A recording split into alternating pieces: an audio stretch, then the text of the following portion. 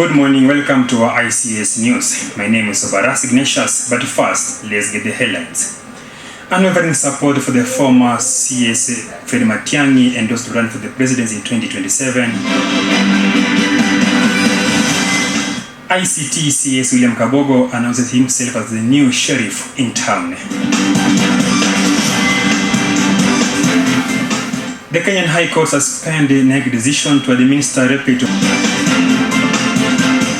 and retired President Uhuru Kenyatta urges African leaders for self-independence.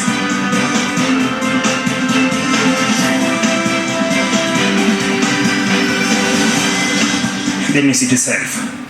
Dr. Fred Matiang'i, who served in the former President Uhuru Kenyatta's regime as a cabinet CS in various dockets like CS Education and Interior, has garnered support from the various Kenyans, especially the Gen Zs and leaders from the Kisii region, through Senator Richard Onyonka.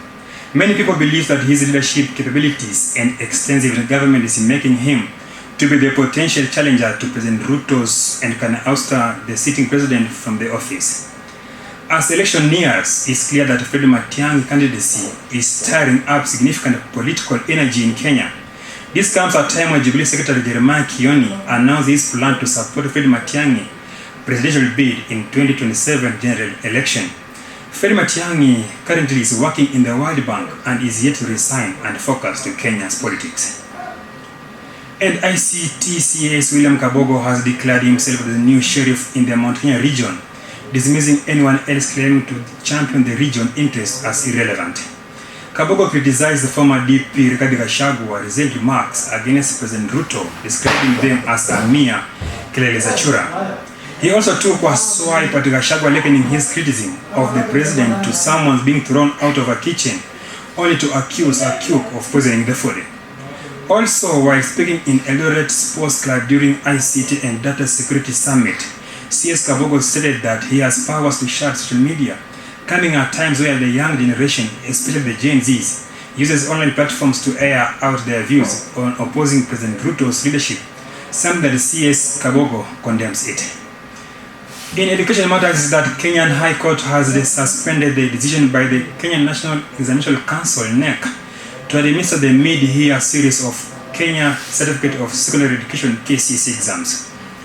The court has temporarily halted the process after Nakuru-based Dr. Mogari Gikenyi filed a petition challenging the move, citing back a law of public participation.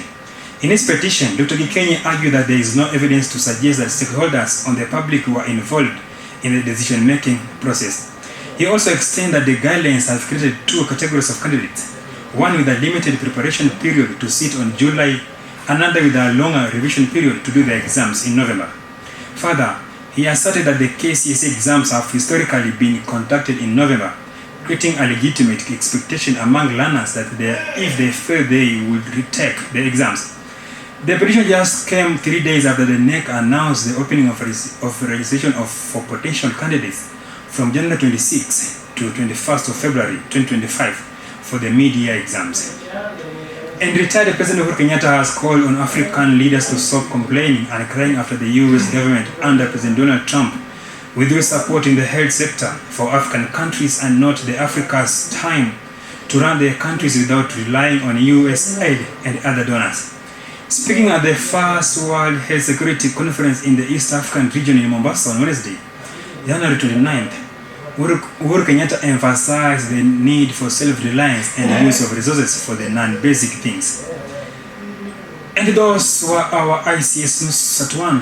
For more news, you can follow us on all our social media platforms at ICS Radio. Have a good listening to our programs. My name is Obarasa Ignatius.